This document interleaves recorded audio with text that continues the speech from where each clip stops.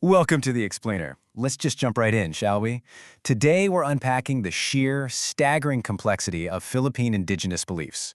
We're talking about ancient forces that shape-shifted, commanded the weather, and literally lived in the dirt beneath people's feet. If you think you've got mythology figured out, well, prepare to have your mind completely expanded by this divine tapestry. Now, right off the bat, we've got to ask a fundamental question.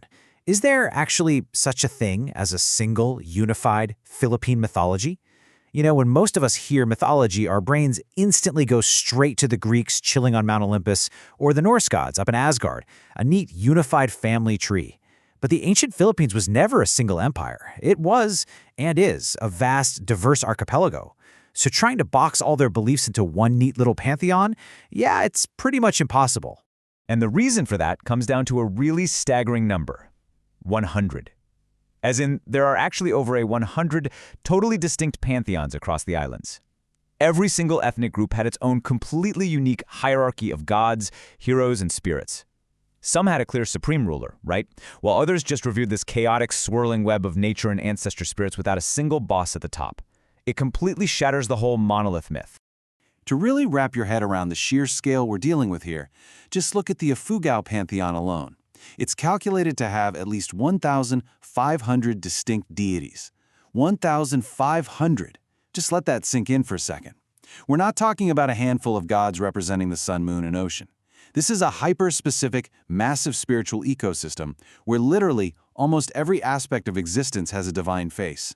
So here's our roadmap for this explainer. We're going to look at a world of 100 pantheons, myths versus folk religion, defining diwatas and anitos, the supreme creators, spirits of the everyday, and finally, the living legacy.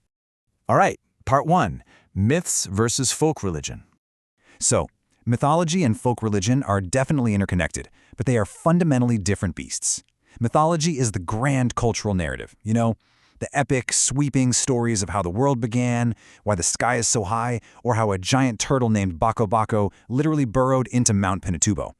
But folk religion, that's the intense, boots-on-the-ground practice. It's the daily rituals, the moral systems, and the actual sacrifices made to honor, or frankly, just to survive, these powerful entities. Back then, you didn't just sit around telling stories about the gods, you actively negotiated with them every single day. Moving on to part 2. Diwatas and anitos defined. First up, we have the diwata.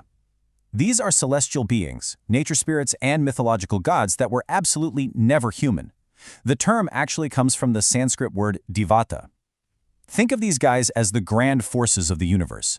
They govern the broader, totally untamable aspects of the world.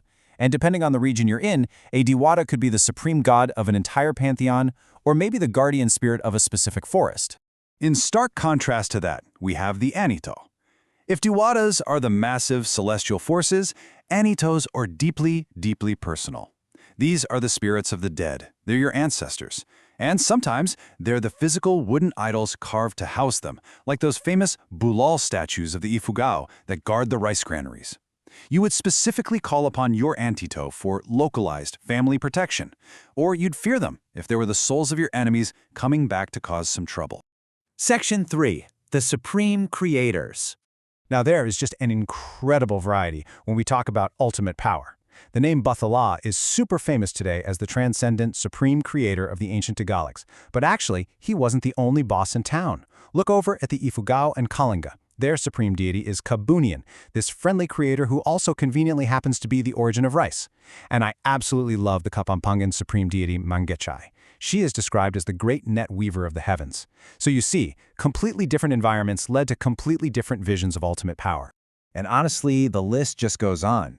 You've got Podemuni for the Ilocanos, Amagaole for the Pangasinense, and Nanole for the Gaddang, who's this wonderfully benevolent deity that never inflicts pain.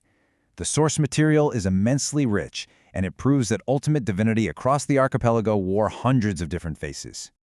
All right, Section 4. Spirits of the Everyday. I want you to picture this. Imagine standing in a rice field centuries ago, holding a child up to the sky.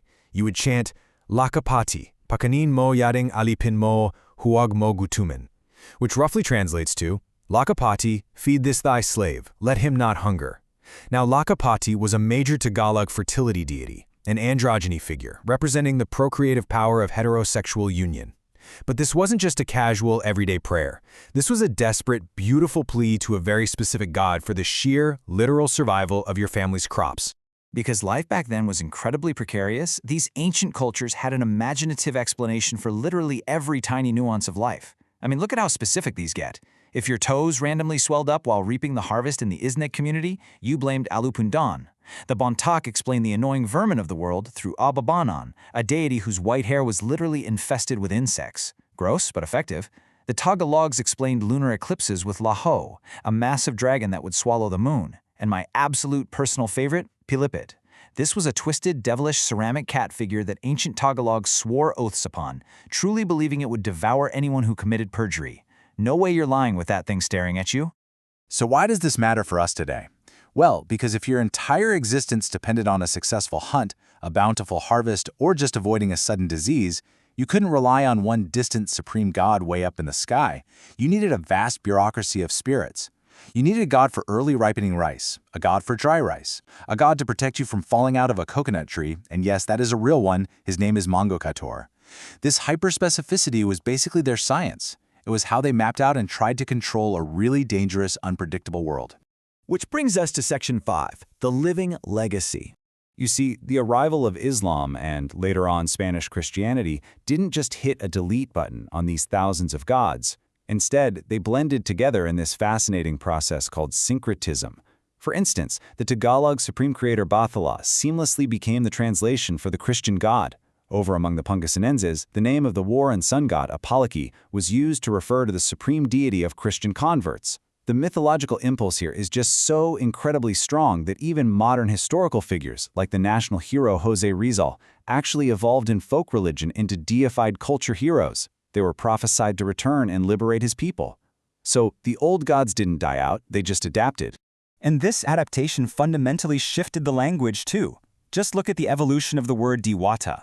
In ancient times, this meant the grand celestial creators, right? The absolute highest gods. But as monotheism took over that top tier of the spiritual hierarchy, the massive scale of these ancient gods kind of shrank. Today, in modern Filipino culture, a diwata usually refers to a fairy, a muse, or a localized nature spirit, like the famous Maria Makiling of the mountains. They went from being cosmic architects all the way to guardians of the local woods.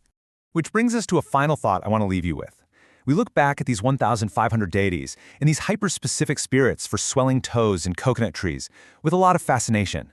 But honestly, it is deeply human to want to put a face on the chaotic forces that control our lives. So I gotta ask you, if our ancestors had a god for every tiny detail of their survival, what modern, uncontrollable forces have we elevated to our own invisible pantheon today? Thank you so much for joining me on this explainer, and as always, keep questioning the world around you.